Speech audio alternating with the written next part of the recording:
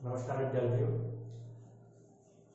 Last video में हमने हड़प्पा सभ्यता के हड़प्पा स्थल के बारे में पढ़ा था, वहां तक पढ़ लिया हमने हड़प्पा स्थल के बारे में। आज हम पढ़ते हैं मोहनजोदड़ो के बारे में। देखो, हड़प्पा और मोहनजोदड़ो जो हड़प्पा सभ्यता या सिंधुघाटी सभ्यता के दो महत्वपूर्ण स्थल है। मोहनजोदड़ो,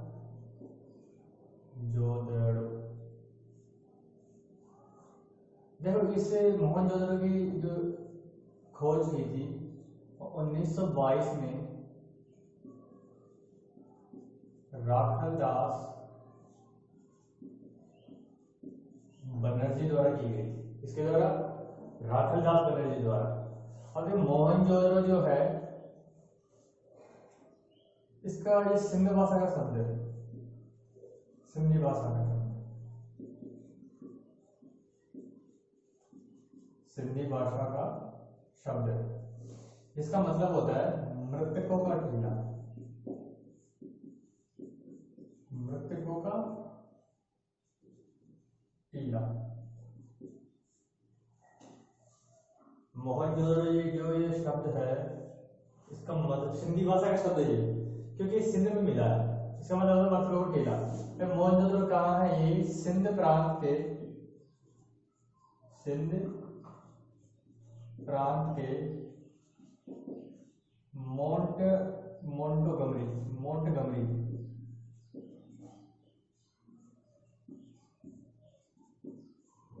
जिले में सिंधु नदी के तट पर है, सिंधु नदी के तट। मोहनजोदड़ो सिंध प्रांत के मोंटगमरी जिले के सिंध नदी के तट पर है, ये याद रखना है। इसका मतलब होता है सिंध भाषा, इसका मतलब होता है मृतकों का टीला। इसे स्तूपों का शहर भी कहते हैं। मोहनजोदड़ो स्तूपों का शहर भी कहते हैं। क्यों? क्योंकि यहाँ पर कनिष्क के द्वारा जो स्तूप बनाए गए थे, अपन आगे पढ़ेंगे कनिष्क के बारे में, कुषाण शासक कनिष्क, वो यहाँ से स्तूप प्राप्त हुए, इसलिए स्तूपों का शहर भी कहते हैं। इसे सिंध का बगीचा भी कहते हैं, सिंध का बगीचा, सिंध का बाग, सिंध का बाग और रेगिस्तान का बगीचा भी कहते हैं, रेगिस्तान का बगीचा। मोहनजोदड़ो याद रखना है, इसकी बेसिक जानकारी है। अब देखो मोहनजोदड़ो क्यों फेमस है? मोहनजोदड़ो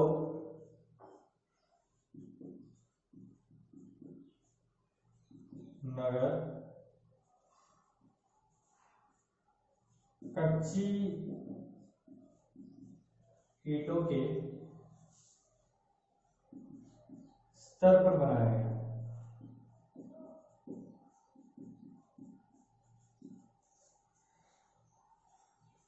यह नगर 7 बार उजड़ा व बसा था, यानी ये नगर 7 बार उजड़ा और 7 बार बसा। इसमें केवल लिखा 7 स्तर है। इसमें कितने स्तर है? यह सबसे प्राचीन नगर है, सिंधु सभ्यता का सबसे प्राचीन नगर है, यह सबसे प्राचीन स्थल है। कौन सभ्यता? सिंधु सभ्यता का। इस नगर के 7 स्तर पाए गए हैं। अब देखो स्तर क्या होता है। कच्ची ईंटों के स्तर पर बना, यानी कि ये स्तर है, ये स्टडी, ये पहला स्तर, ये दूसरा स्तर, ये तीसरा,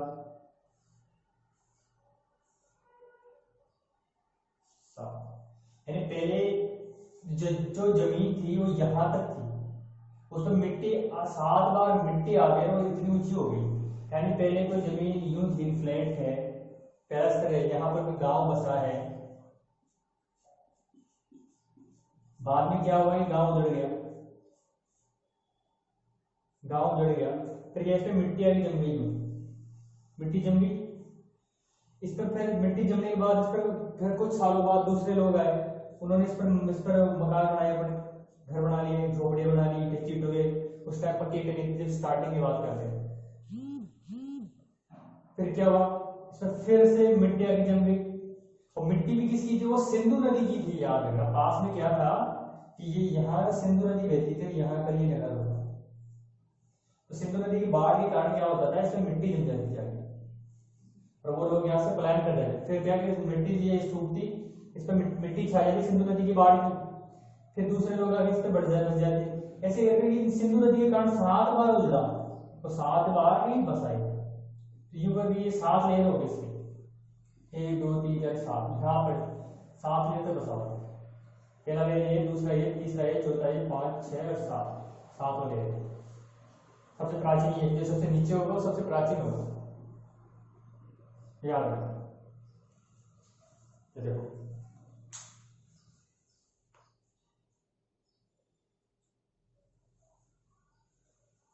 ठीक है, इनमें 7 बार बसा और 7 बार उजड़ा, 7 बार उजड़ गया, 7 बार बस गया। किसके कारण उजड़ा था ये, इस सिंधु नदी के कारण उजड़ा था ये। इस सिंधु नदी में बाढ़ आती थी, बाढ़ फैल जाती है, इससे पानी फैल जाता है, और जो नदी में जो मिट्टी होती थी, गाद होती थी, वो इस शहर पर इन घरों में जम जाती थी। इस प्रकार से 7 बार उजड़ा और 7 बार ही बसा।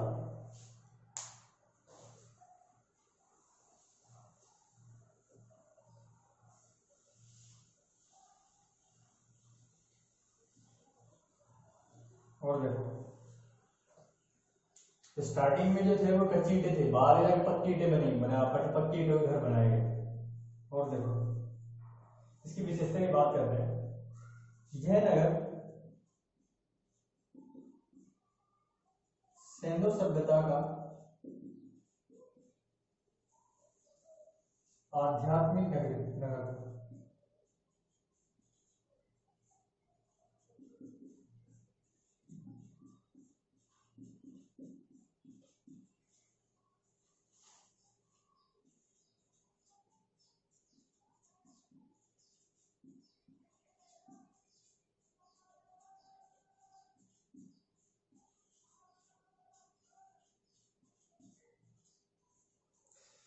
आध्यात्मिक नगर माना जाता है इसे, क्योंकि यहाँ पर पुरोहितों के आवास मिले हैं, एक पुरोहित की मूर्ति मिली है। इससे पता चलता है कि यहाँ एक विशाल जलकुंड मिला है, जहाँ पर ऐसा माना जाता है कि वहाँ पर सार्वजनिक रूप से स्नान होता था, जैसे कि आज भी अपने हिंदू धर्म में होता है। जिस मकर संक्रांति पर गंगा स्नान होता है विशाल मात्रा में, उसी प्रकार इसमें भी उस जलकुंड के मिलने से पता चलता है कि यहाँ पर धार्मिक रूप से स्नान होता था। तो इसे आध्यात्मिक नगरी माना जाता है इसे।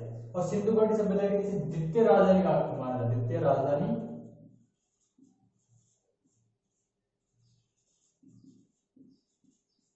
भी कहा जाता है। याद रखना, पहली राजधानी कौन थी, मोहनजोदड़ो, वो थी हड़प्पा थी, दूसरी मोहनजोदड़ो, और एक और राजधानी की 3 राजधानी मानी जाती है, वो है कालीबंगा। लेकिन मेन जो दो है वो है हड़प्पा, दूसरी मोहनजोदड़ो, ये याद रखना।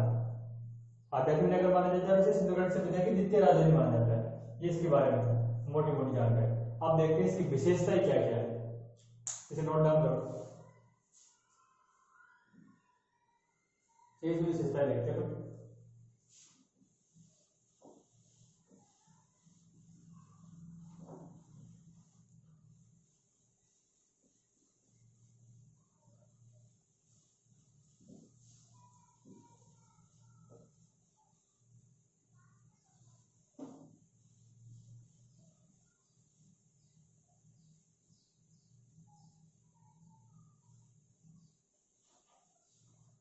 देखो, इसकी विशेषता है,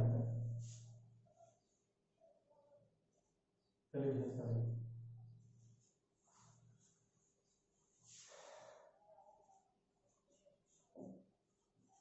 यहाँ से क्या मिला, चांदी का प्राचीनतम साक्ष्य प्राप्त हुआ है। चांदी का प्राचीनतम साक्ष्य कहां से प्राप्त हुआ, मोहनजोदड़ो से। एक चांदी का कलश मिला है, एक चांदी का कलश प्राप्त हुआ यहाँ से। और देखो यहाँ से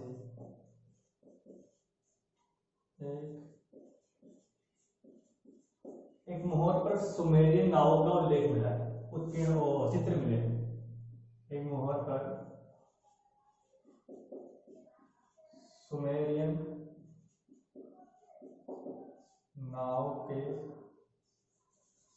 नाव का चित्र मिला है। नाव का चित्र मिला, मतलब एक मोहर है ऐसी जिस पर एक नाव बनी हो, उसका चित्र मिला है। ये नाव हिंदुस्तान ने लिखी, सुमेरियन नाव लिखी है। आर्कियोलॉजिस्ट के अनुसार ये सुमेरियन सभ्यता है। देखो ये समकालीन सभ्यता है, कुछ सभ्यता ही थी, सिंधु घाटी सभ्यता की समकालीन कुछ सभ्यता ही थी।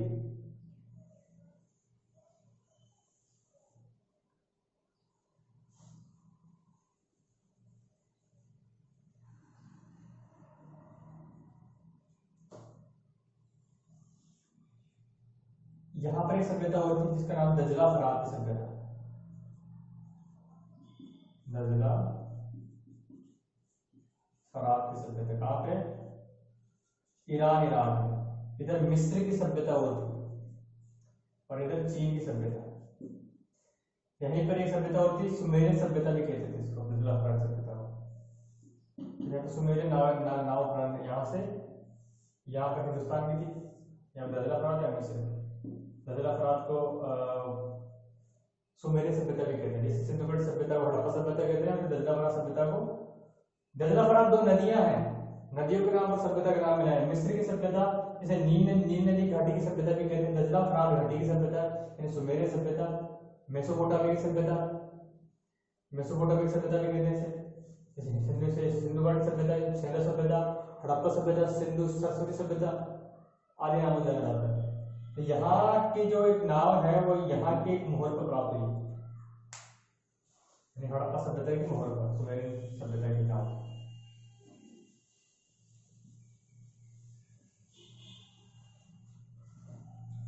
और देखो यहाँ से क्या मिला,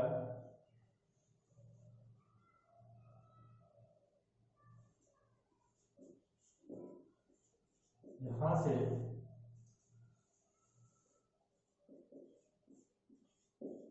एक कलश में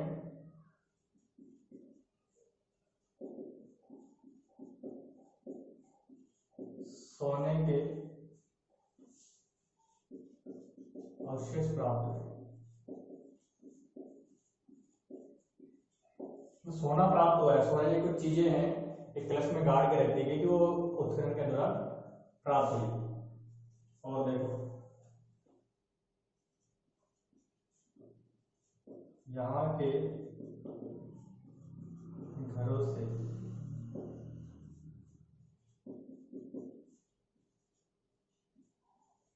बड़ी मात्रा में कुएं प्राप्त हुए हैं, मतलब कि घरों के अंदर कुएं थे। 2000 घरों में तकरीबन 700-800 कुएं प्राप्त हुए हैं। 700-800 2000 घर है तो टोटल मिलाकर उनमें 700-800 घरों में कुएं मिले हैं।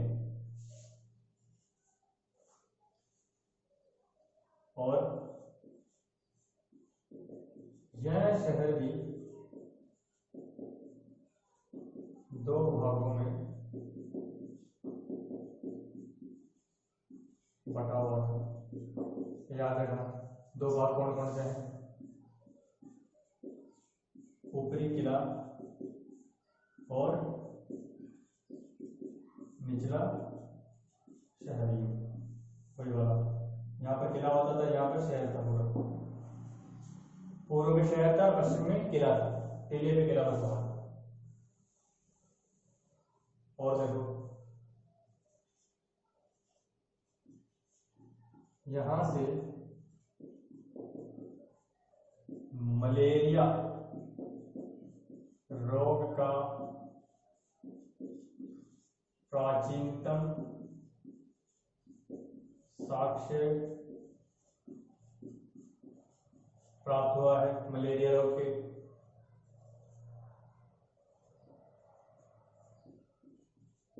यहाँ से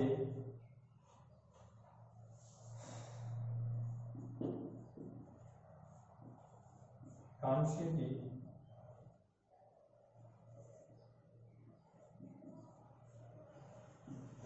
एक नर्तकी की मूर्ति प्राप्त हुई।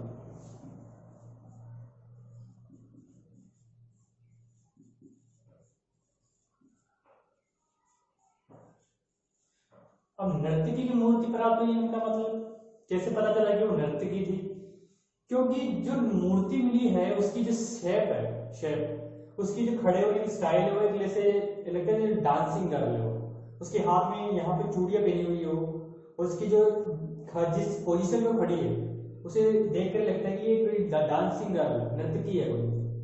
वो कांसे की बनी हुई है, ये याद रखना।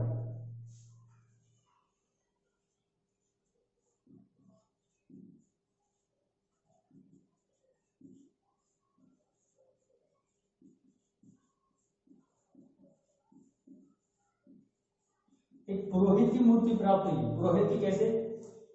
उसकी आंखें आधी खुली हुई है आधी बंद है, और एक सोल सी ओढ़ी हुई है, वो आधी मूर्ति हो टूटी हुई है, उसका सिर दिख रहा है मुझे। उसके एक एग्जाम्पल बताता हूँ आपको मैं।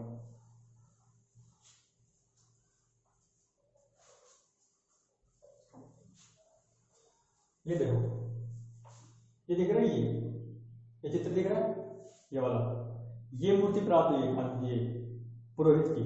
इसकी जो ये एक वस्त्र पहने हुए ये जो डिजाइन से बनी हुई है सोल नुमा, और इसकी दाढ़ी है, उसके मुखमंडल और आंखों को देखकर पता चलता है कि ये पुरोहित विद्वान पुरोहित का एक पुरोहित मूर्ति प्राप्त हुई यहाँ से। इसके साथ पुरोहित का आवास और एक विद्यालय प्राप्त हुआ।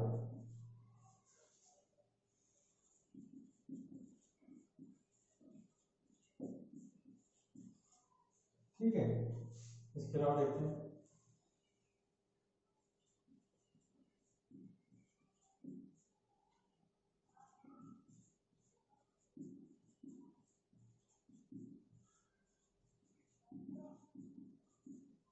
यहां से बड़ी मात्रा में नर कंकाल प्राप्त हुए हैं।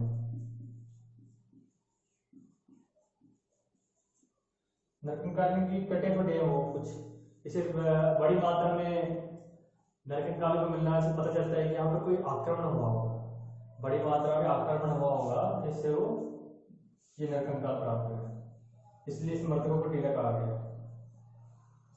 और देखो,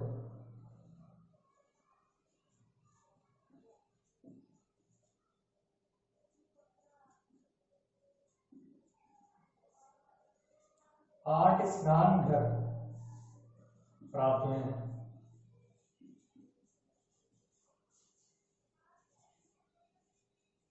एक विशाल स्नानागार प्राप्त हुआ है, विशाल स्नानागार, इसके बारे में मैं बताऊंगा। स्नानागार प्राप्त हुआ है। इसके अलावा देखो,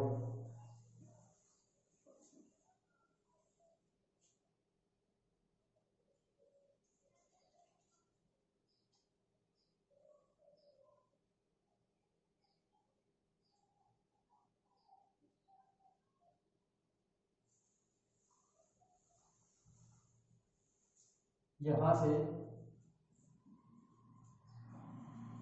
एक कुंभकारों की बस्ती प्राप्त हुई, यानी कुम्हारों की।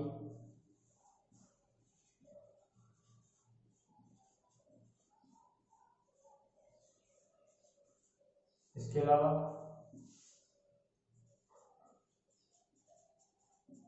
कुंभकारों के 6 ईंट की भट्टियां प्राप्त हुई, 6 ईंट की भट्टियां।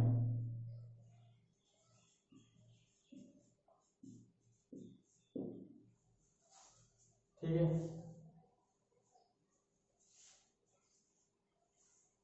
इसके अलावा देखो कुछ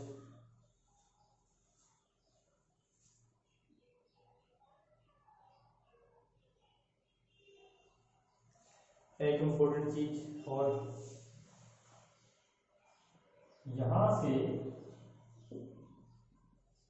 एक पशुपति की मुहर प्राप्त होगी। पशुपति की मुहर प्राप्त होगी। पशुपति की मुहर कैसे, देखो एक मुहर है यूं, जिस पर बीच में एक सिंहासन पर एक बैठा हुआ है, एक योगी जी बैठे हुए हैं। इसके चारों तरफ 4 पशु हैं, 4 पशु, इधर 2 हिरण है, सामने 2 हिरण है, 4 पशु घेरे हुए हैं, सामने 2 हिरण चल रहे हैं। यहाँ पर एक कौन बैठा है, योगी जी बैठे हुए हैं। अब देखो उसको पशुपति क्यों कहते हैं, क्योंकि योगी जी की जो मुद्रा है वो एक जो व्यक्ति बैठा हुआ उसकी मुद्रा योगी नुमा है, जिसे कोई योगी बैठता है, और उसके सिर पर सींग नुमा मुकुट है, सींग वाला मुकुट है। उसके चारों तरफ पशु है, जिसमें एक व्याघ्र है, शेर है, व्याघ्र है, शेर, हाथी है, गेंडा है और भैंसा है। हाथी, गेंडा, व्याघ्र, भैंसा, और सामने 2 हिरण चल रहे हैं। तो इसी पशुओं को देखकर लगता है कि ये पशुपति है, यानी पशुओं का राजा है। इसे आद्य शिव भी कहते हैं। पशुपति के साथ क्या कहते हैं इसे, आद्य शिव।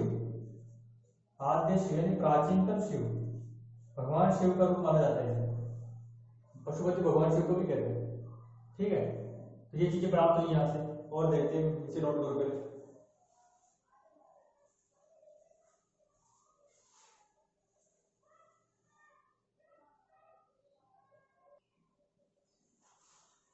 और देखो एक चीज और है, यहां से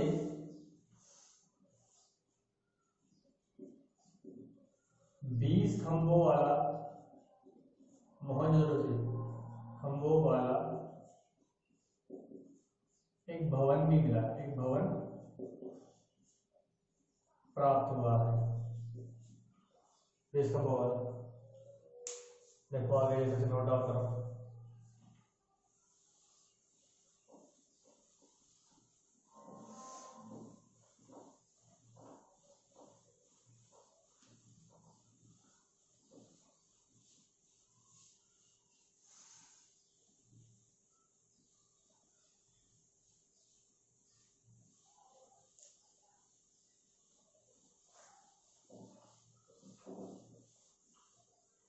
देखो यहां से एक विशाल क्या मिला है, स्नानागार मिला है, एक स्नानागार।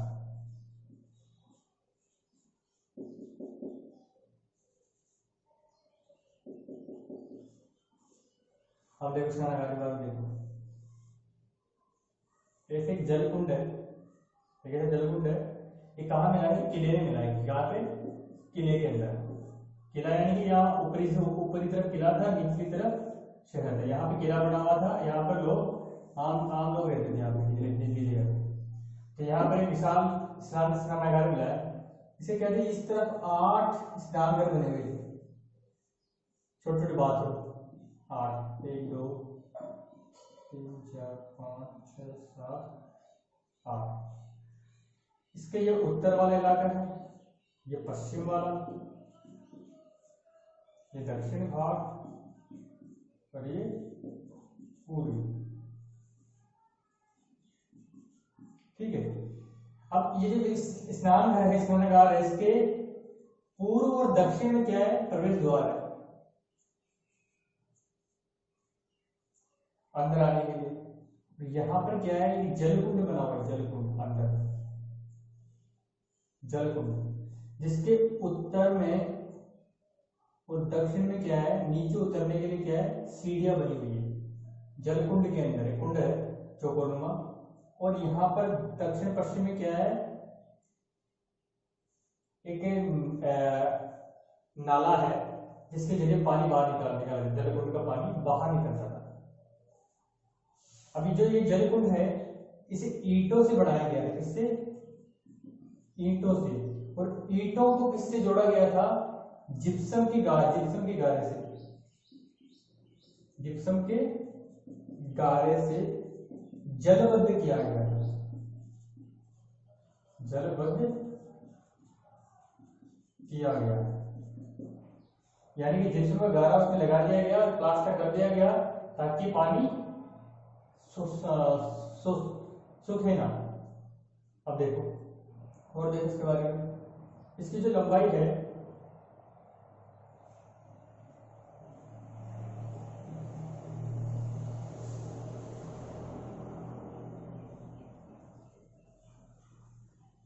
इसकी जो माप है वो है 14 इंटू 7 इंटू 2.4, जिसकी स्ट्रेंथ है, लंबाई चौड़ाई जलकुंड की। अब इसमें क्या है कि इस जलकुंड के इसके पास में एक कक्ष बना हुआ था, पास के एक कक्ष में कुआं था। क्या था? कुआं था। पानी किससे आएगा? जलकुंड तो बनाएंगे, पानी की व्यवस्था भी तो होनी चाहिए वहां पर पानी लाने के लिए। तो पास में ही एक कक्ष था जिसमें क्या था? कुआं था। कुएं से इसमें पानी लाया जाता था, और पानी अगर इसमें क्या पानी डाल दिया जाता उसके जरिए। और यहाँ पर बाथरूम भी बने हुए थे 8 पास में। और इसका यूज कहाँ किया जाता था? इसका उपयोग किया जाता विशाल स्नान के लिए, धार्मिक स्नान के लिए, धार्मिक स्नान के लिए किया जाता था इसका उपयोग। ठीक है, किसके बना हुआ था? ये ईंटों का बना हुआ था।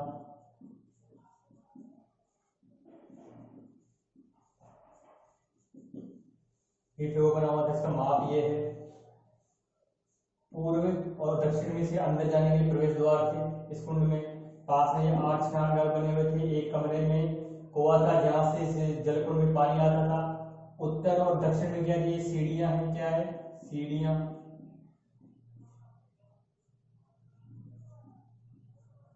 और ये क्या है? जल निकासी व्यवस्था। ये जल निकास का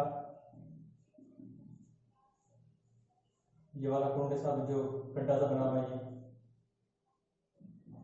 ये जिप्सम होगा। जिप्सम के गारे से जलबद्ध किए गए ईंटों, पक्की ईंटों को, कच्ची ईंटों का नहीं, पक्की ईंटों का। कौन सी ईंटें? पक्की ईंटें, कच्ची मत कर देना। ठीक है, इसको उपयोग कहाँ करते हैं? जैसे विशाल मात्रा में स्नान के लिए, धार्मिक स्नान के लिए। ठीक है, तो ये जलकुंड की विशेषता है, विशाल स्नानागार। इसकी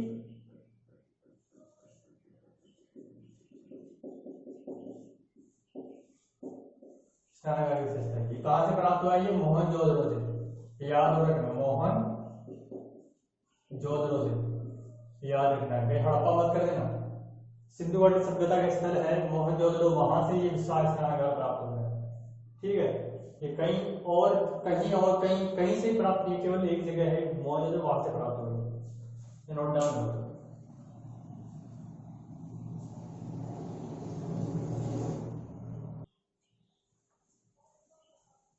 देखो आगे देखते हैं, अगला पढ़ते हैं। ये इतना मोहनजोदड़ो कंप्लीट हो गया। इसकी छोटी छोटी और भी विशेषताएं रहती है, लेकिन ये इंपॉर्टेंट नहीं है वो। जैसे तो काफी सारी चीजें प्राप्त हुई, लेकिन वो इंपॉर्टेंट नहीं है। अगला पढ़ते हैं अपन कालीबंगा। कालीबंगा ये अपने सेकंड पेपर है, राजस्थान के इतिहास में भी आएगा। जब राजस्थान के इतिहास पढ़ेंगे डिटेल के अंदर, उसके बारे में डिटेल में चर्चा करेंगे। अभी केवल ब्रीफली पढ़ेंगे कालीबंगा के बारे में।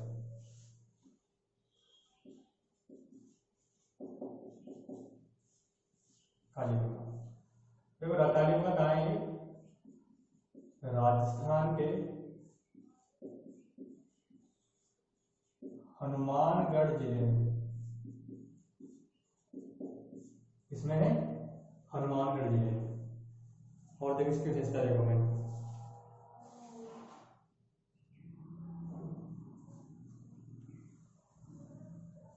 इसकी खोज किसने की थी? खोज की थी अमलानंद घोष ने। हनुमान कहाँ है कालीबंगा?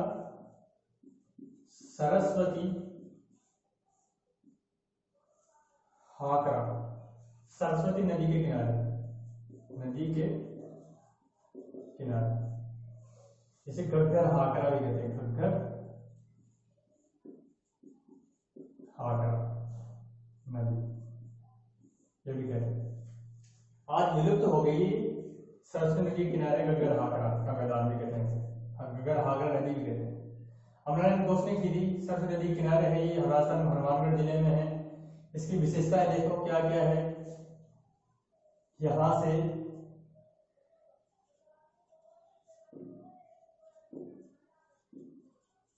प्राचीनतम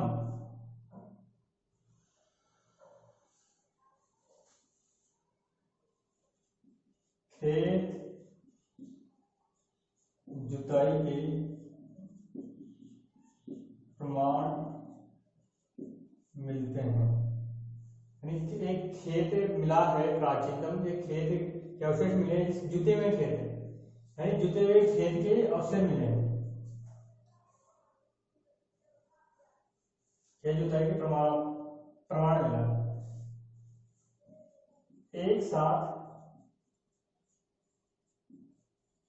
दो फसल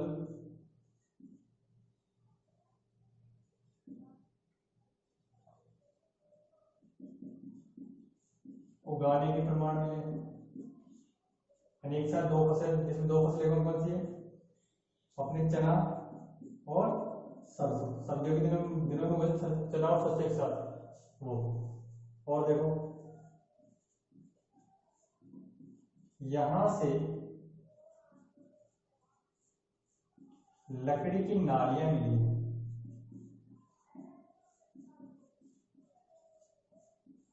ईंटों की नहीं नाली, लकड़ी की है। यहाँ का किला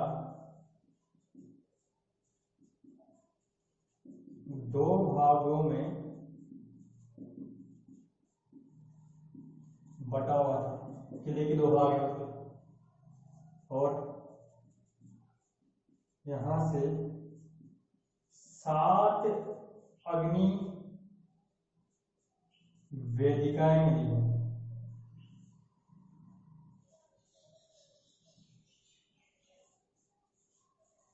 7 अग्नि वेदिकाएं, मतलब कि अग्नि वेदिकाएं प्राप्त करने मतलब है कि यहाँ के लोग वैदिक परंपरा में विश्वास करते थे। अग्नि अग्नि उसमें हवन कुंड में अग्नि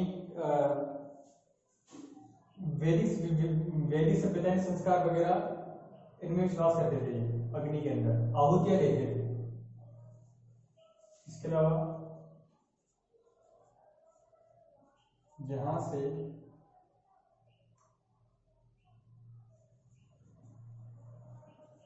अलंकृत ईंटें प्राप्त हुई, यानी साज सजावट वाली ईंटें। और यहां से ऊंट की हड्डियां मिली है, ऊंट की हड्डियों के प्रमाण में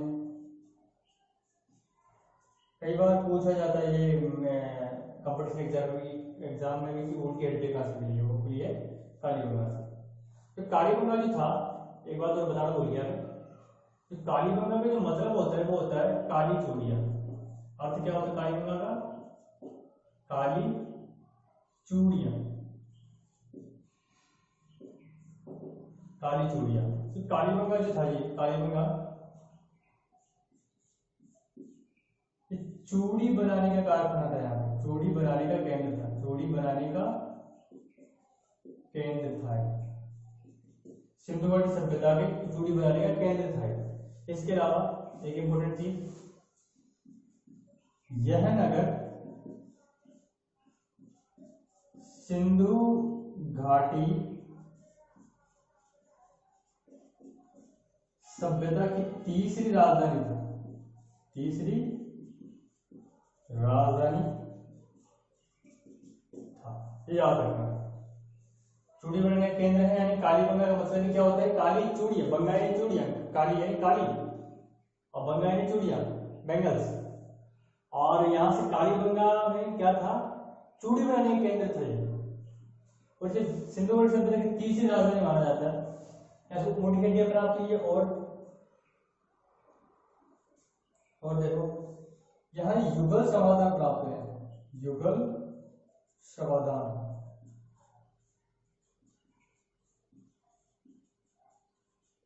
युगल समाधान के मतलब कपल यानी स्त्री पुरुष के, यू कब्र है, कब्र में स्त्री और पुरुष को एक साथ लेटा दिया जाता था, तो उसके समाधान प्राप्त हुए यहाँ से, एक लोथल से प्राप्त हुए, उसके बारे में पढ़ेंगे हम।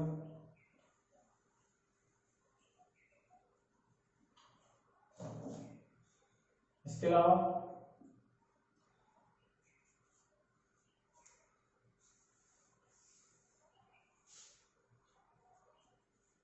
एक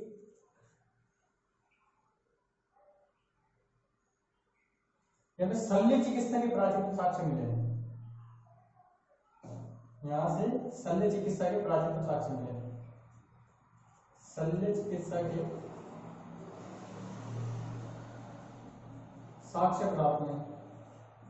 शल्य चिकित्सा कैसे कि एक के कंकाल के खोपड़ी में छेद है, तो खोपड़ी में जो छेद है उस छेद को देखकर विद्वान ये बताते हैं कि यहाँ इसकी ऑपरेशन हुआ है, इसका शल्य चिकित्सा हुआ है, खोपड़ी का ऑपरेशन हुआ होगा इसका, उस छेद को देखकर, तो शल्य चिकित्सा के साक्ष्य प्राप्त होते हैं यहाँ से। और तो और देखते हैं।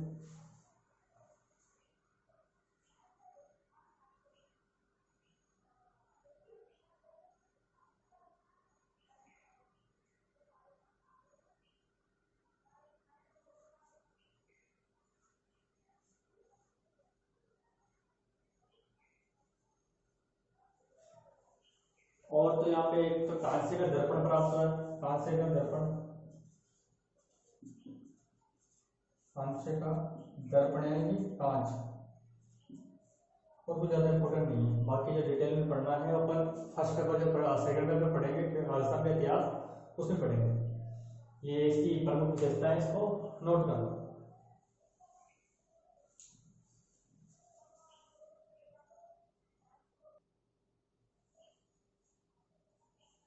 ये देखो आगे देखते हैं दूसरा, तालिबा हो गया।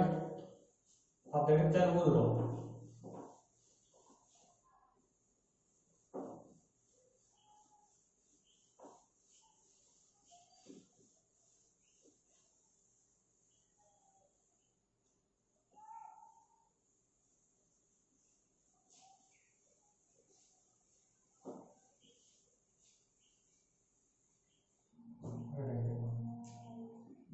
शनहूदड़ो, शनहूदड़ो कहाँ है? ये सिंध में,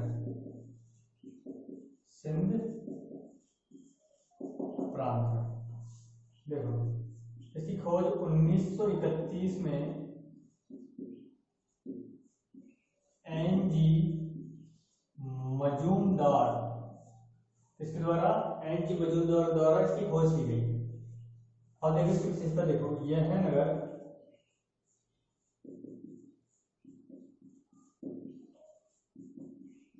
सिंधु सभ्यता का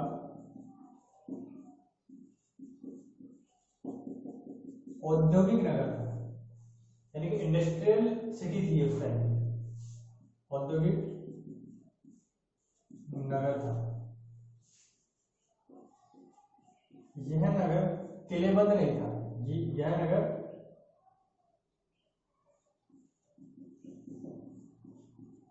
चारों तरफ से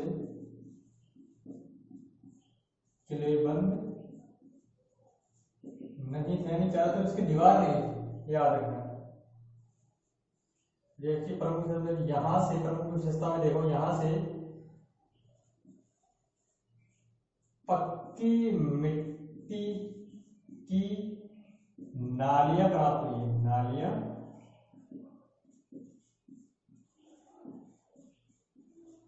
प्राप्त हुई है, मिट्टी की नालियां प्राप्त हुई है, ईंटों की नहीं।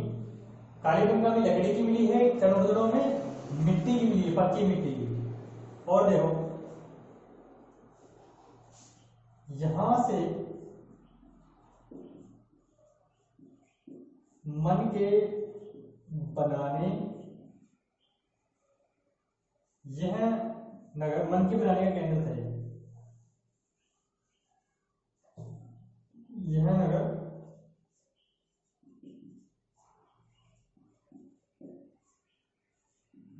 मनके बनाने का केंद्र था। मनके, पता होगा मनके क्या होगा। और देखो मनके के अलावा यहाँ से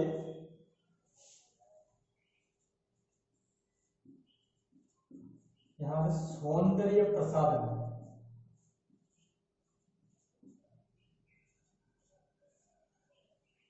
यानी कॉस्मेटिक्स, सौंदर्य प्रसाधन, प्रसाधन में साधन,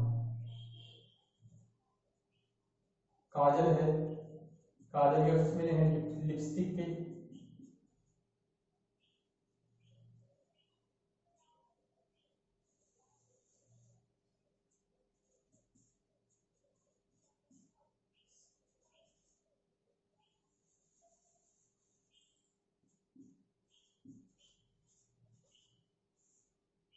लिपस्टिक के, पाउडर के,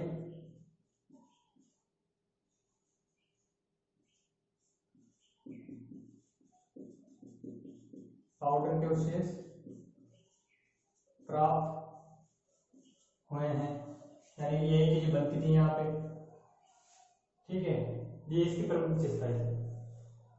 इसके अलावा यहाँ पे कुछ और भी चीजें, मूंगे वगैरह बनते थे, मनके तो बनते ही थे, और बहुत से आइटम थे जो यहाँ पर बनाए जाते थे। यानी ये पूरा इंडस्ट्रियल एरिया था, ये यहाँ पे औद्योगिक काम होता था, ये था। और देखो आगे देखो अगला नगर,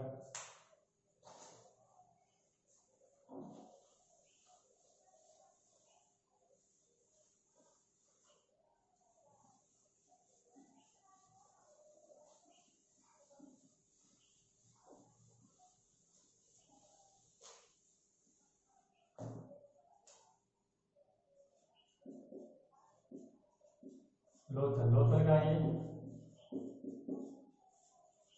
गुजरात में भोगवा नदी के तट पर।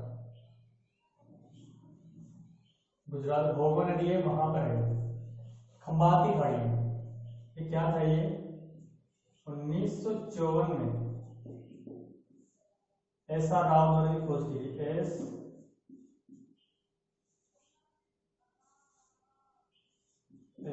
आर राव, राव द्वारा इसकी खोज की गई। ये है उस समय का बंदरगाह नगर था, यानी कि पत्तन नगर बंदरगाह था। यहां से एक गोदीवाड़ा प्राप्त हुआ है। गोदीवाड़ा बोले तो डॉकयार्ड, यानी कि गोदीवाड़ा में क्या होता था, जहाज और नाव आके रुकते थे।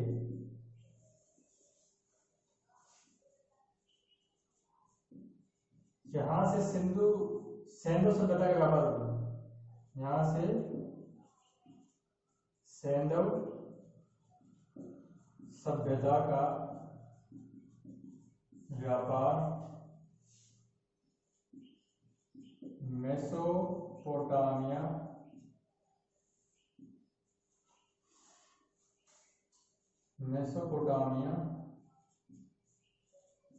व मिस्र की सभ्यता के साथ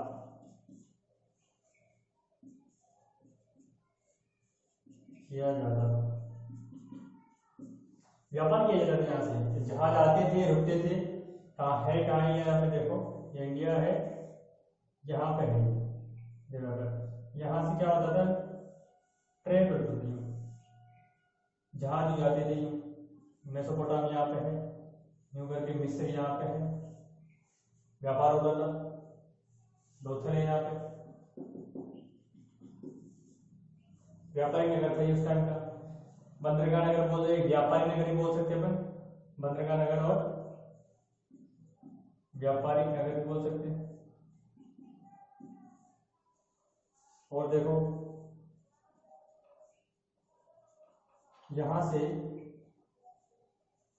3 युगल समाधान प्राप्त हुए हैं।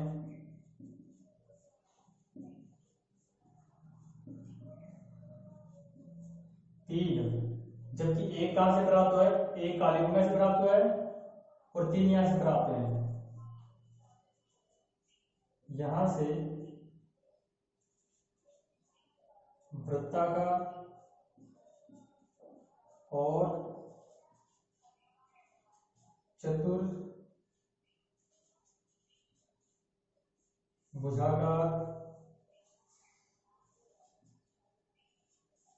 अग्नि वेदिकाएं प्राप्त हुई हैं। वृत्ताकार यानी गोल और चतुर्भुजाकार यानी चौकोर। अग्नि वेदिका है यानी हवन कुंड प्राप्त हुए हैं, ये याद रखना। और यहां से क्या प्राप्त है, जैसे हाथी दांत का स्केल प्राप्त हुआ, हाथी दांत का स्केल प्राप्त हो रहा है। ये इसकी प्रमुख विशेषता ये थी। याद रखना कि उस टाइम पे क्या था, पत्तन नगर था। सबसे इंपॉर्टेंट चीज इसमें क्या है कि यहाँ पर डोकियार्ड प्राप्त हुआ, एक गोदीवाड़ा। उस टाइम पे यहाँ पर जहाज आगे खड़े होते थे, व्यापारी नगर था, ये पत्तन नगर था। ये याद रखना एक्सप्रेशन, ठीक है। और यहाँ से क्या मिला, 3 युगल समाधान मिले हैं, और क्या मिला, हाथ दांत स्केल मिला है, और चतुर्भुजाकार और वृत्ताकार अग्नि वेदिका प्राप्त हुई। ये इंपॉर्टेंट है। अगला देखते हैं, इसे नोट डाउन करो।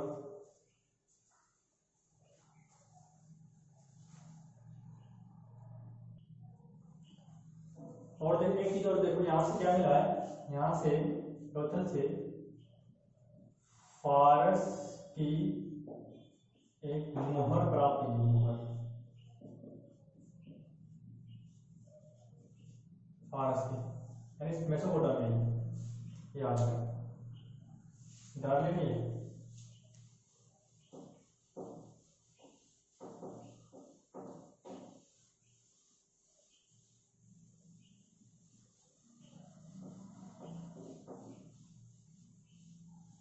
और देखो एक और लास्ट पढ़ते हैं, धोलावीरा।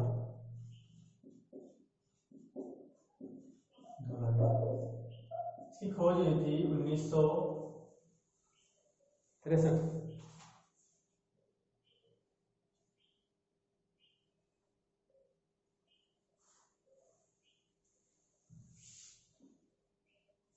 जेपी जोशी ने इसकी खोज की थी। जेपी जोशी ने क्या की थी, खोज की थी इसकी। पर 1967 में आर बिट्स, माधव स्वरूप बिट्स, RM बिट्स ने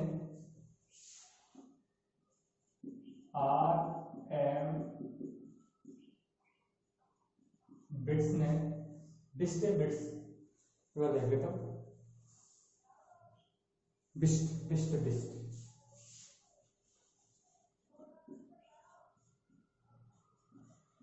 ने क्या किया था, उत्खनन किया था इसका। खोजा किसी और ने था, उत्खनन किसी और ने किया था। उत्खनन यानी कि खुदाई करना। अब देखो धोलावीरा का मतलब क्या होता है, धोला का मतलब होता है सफेद, और वीरा का मतलब होता है कुआं। तो यहाँ से एक कुआं प्राप्त हुआ है, इसका नाम धोलावीरा रखा गया।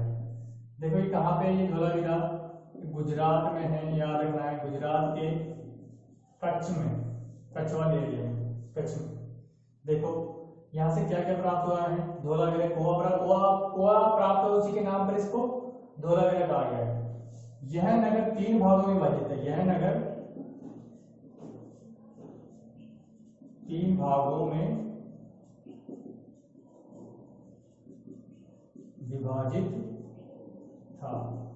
3 भाग कौन कौन से हैं,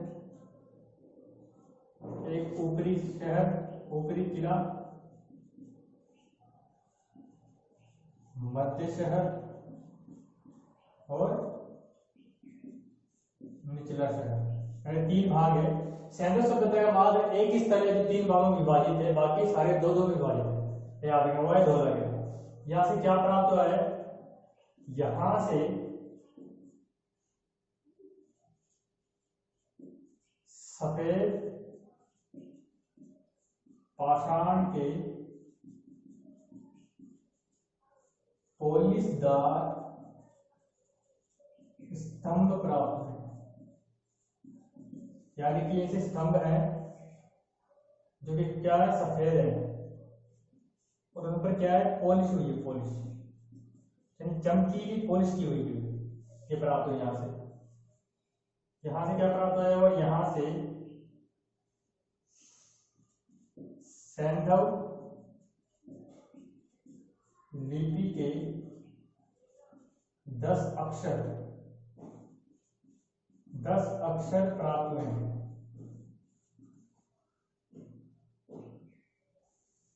10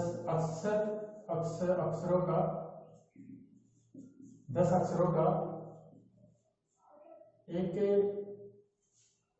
पट्टावली प्राप्त हुई, पट्टावली 10 अक्षरों की एक पट्टावली प्राप्त हुई, ठीक है, यानी एक अभिलेख प्राप्त हुआ है 10 अक्षरों का, ठीक है। फिर यहीं से क्या प्राप्त हुआ है, यहां से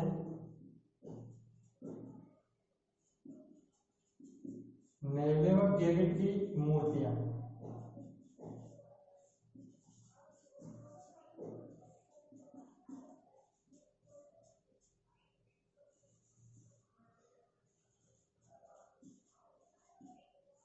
नेवले व डेविड की मूर्तियां प्राप्त हुई यहां से।